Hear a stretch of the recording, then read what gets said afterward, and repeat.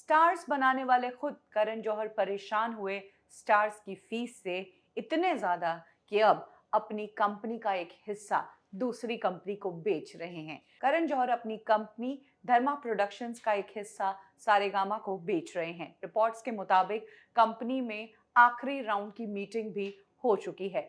Saregama music में बड़ा नाम है और धर्मा प्रोडक्शंस फिल्मों में बड़ा नाम है। ऐसे में ये दोनों कंपनीज मिलकर अब मार्केट में काम करने की स्ट्रेटजी बना रही है।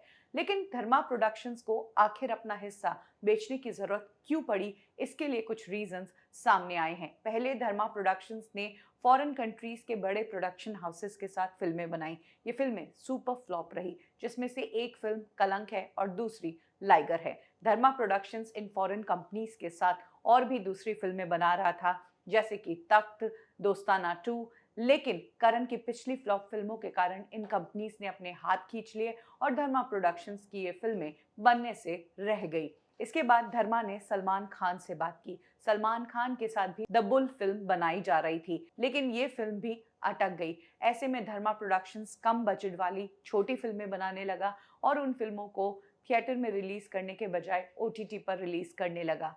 धर्मा प्रोडक्शंस को फिल्में थिएटर में रिलीज करने में भी दिक्कत आ रही थी। स्टार्स की फीस बहुत ज़्यादा है, इसीलिए बड़ी फिल्में धर्मा प्रोडक्शंस नहीं बना पा रहा था। इसके अलावा ओटीटी प्लेटफॉर्म्स के मोहताज हो गए थे फिल्म मेकर्स। यही कारण है कि धर्मा प्रोडक्शंस को इंडस्ट्री में एक बार फिर से बड़ा होने के लिए और खड़ा होने के लिए एक बड़े बैनर की ज़रूरत थी। तो बताया जा रहा है कि सारेगामा, जो म्यूज़िक में बहुत बड़ा नाम है, लाइव कॉन्सर्ट से सारेगामा अच्छा खासा पैसा कमाता है, उनके साथ धर्मा प्रोडक्शंस की फाइनल स्टेज की मीटिंग्स कंप्लीट हो चुकी है और जल्द ही ये कंपनीज एक होंगी। एक टाइम पर लोग करण जौहर के पास काम मांगने के लिए जाते थे और करण उन्हें रिजेक्ट करते थे। इनफैक्ट ये तक ट्रेंड बन गया था कि जो करण के शो कॉफी विद करण का हिस्सा है वही स्टार है, बाकी लोग स्टार्स में काउंट नहीं होते थे। लेकिन अब खुद करण की हालत ये हो गई है कि अपनी कंपनी को बचाए रखने के लिए उन्हें एक दूसरी बड़ी कंपनी की जरूरत पड़ गई।